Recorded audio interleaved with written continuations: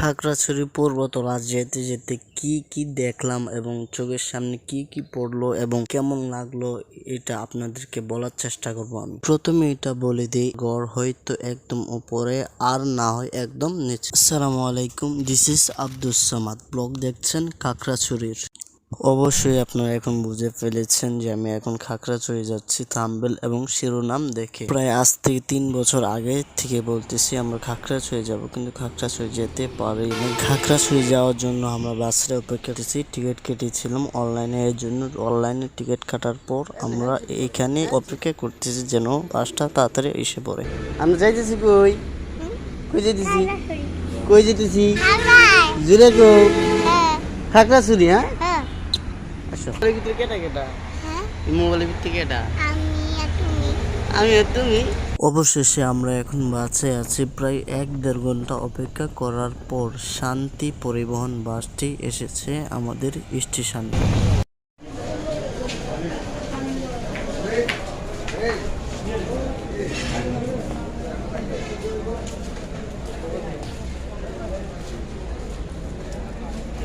আমি গাড়িতে উঠেছিলাম প্রায় 8টার দিকে, আর এখন বাজে প্রায় 1টা, আর উঠেছিলাম কোনাবাড়ি, এখন আছি কুমিল্লা হোটেলে। যেহেতু এই গাড়িতে লং টাইম যাত্রা করতে হয়, প্রায় 11 থেকে 12 ঘন্টা, এজন্য এই কুমিল্লা রেস্টুরেন্টে যাত্রীদের 20 মিনিট বিরতি দেওয়া হয়। 20 মিনিট পর আবার এই গাড়ি যাত্রা করে তার নিজ নিজ গন্তব্যে। আর আমরা এসেছি শান্তিনগর বাসে।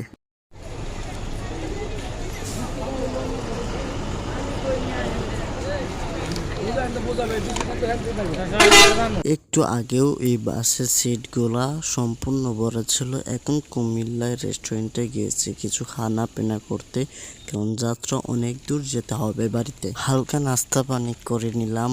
এখন আমার হাতে যে চিপসটা দেখতেছেন এটা নিলাম, কারণ আমার মুখটা কিরকম হয়ে গেছে যেন জাল জাল লাগে, এর জন্য খেলাম চিপ। কি খাইতেছ নাজিবা? তাই নাজিবা ঠিক আছে। চিপস চিপস কেমনে খা?